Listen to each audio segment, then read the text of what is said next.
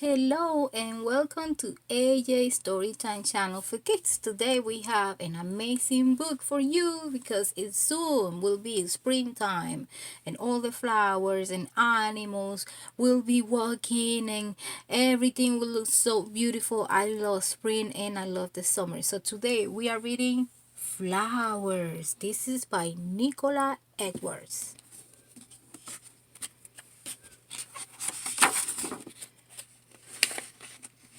See how plants grow. Flowers by Nicola Edwards. This is the contents. Everything that is in the contents is what we will be looking at the book by chapters. What are flowers? Those are beautiful flowers. Flowers are part of flowering plants that produce seeds. The seeds will grow into new plants. So a flower has an important job in the life of a cycle of a plant. Flowers come in a huge variety of shapes, sizes, and colors. They are most common in the springtime and summer. Some flowers have a strong scent. Other flowers have no scent at all. These flowers right here are cherry blossom or cherry tree. In China, they have a lot of these one. Flower fat. Many trees produce flowers, so does some vegetables and plants such as zucchini. Where do flowers grow? Walk around your local area and you'll see flowers in many different places. People plant flowers in their yards, window vases, and hanging baskets. They are often colorful display of flowers in the park. Look for flowers growing wild in fields, woods, and by the roadside or pushing their way up through gaps in the sidewalk. Flower fat. Cereals that we eat, such as rice and wheat, are flowering plants. This is a sunflower. I love sunflowers. Flowers around the world. Flowers grow in most part of the world except near the North and South Pole because it is too cold. Plants such as orchids live in hot, wet tropical rainforests. Orchid flowers are colorful and some grow in shapes that make them look like insects. Mountain flowers grow in clumps close to the ground. This stops them from being damaged by strong wind. Can you guess what type of flowers these are? These are called the Rafflesia flower. They grow in Malaysia forests. How do flowers grow? Some flowers plants start life as a bulb. Others begin as seeds. They all need soil and water to start growing as the seed or bulb grows. A green shoot or stem pushes upward toward the soil toward the light. The plant needs water, light, and air to grow bigger. A plant's roots take in the water and nutrients it needs to grow. So you see, these are the roots, and that's where it absorbs the water, okay? And the leaves take the sun. Buds form on branches inside the bulb's flower and leaves are growing. This is a flower bud before it starts to become a beautiful flower. Parts of a flower. Parts of a flower. Petals give flowers their beautiful colors. This is the petals. The petals surround the inner part of the flower, which are needed to make seeds. These are the seeds.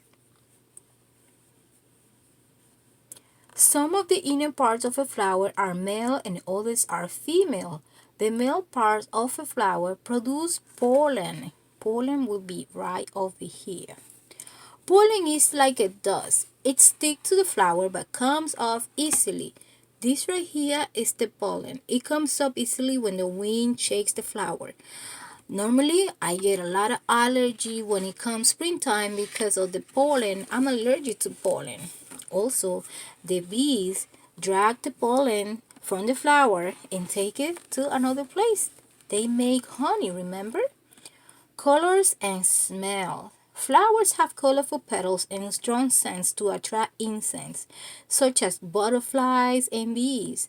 Flowers provide insects with food in the form of pollen and a sugary liquid called nectar. When they feed, the insects move pollen from the male part of a flower to the female part.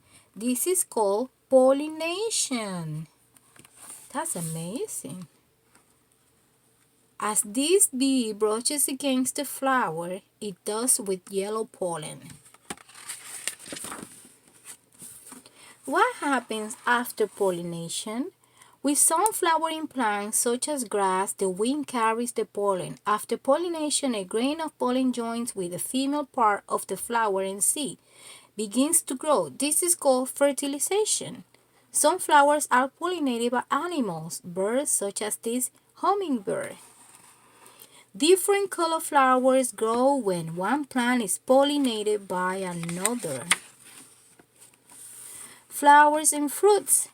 Once a seed began to grow a flower, work is over. Its petals wither and fall off. A fruit forms around the seeds. Some fruits, such as tomato and papaya, have lots of seeds, but others, such as apple and peas, have fewer.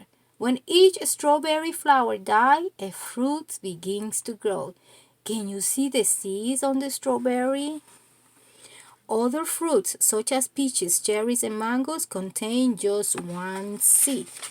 If you know a flower that has a lot of seeds, can you please write it down in the comments bar for me? How do we use flowers? Flowering plants provide food such as fruits, vegetables, and cereals. We also use them to make materials such as cotton, linen, and clothes. Oils from flowers are used in medicine and perfume. Flowers brighten our jars and parks with the colors and scents. We use flowers to decorate our home and places of worship. People carry or wear flowers on special days such as weddings and festivals. People from the Cook Island welcome visitors with flowers. Look, that's cute.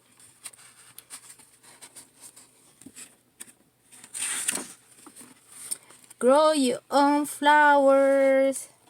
See how a flower grows for yourself. Fill a flower pot with soil. Plant a bulb by pushing it into the soil until it is covered. Well, put the pot on a window and seal. Flower fact. When seeds or bulbs start to grow, this is called germination. Water the soil and keep it moist. Record what happens. When does the first green shoot appear? When do the buds start to form on them? When does the first flower open? You can also plant seeds and bulbs in the jar. The end. I hope you enjoyed this wonderful book about flowers. Now that you know that spring is coming, you can plant your own flowers or your own vegetables. Let me know in the comments bar if you did any of these tips. If you planted a flower, if you planted a seed, or if you just planted a plant, let me know or show me a picture. And don't forget to subscribe to AJ Storytime channel for kids and also to Ana y un poco más de cupones where I read Storytime live Monday to Friday from 11 a.m. and 7 p.m. Bye.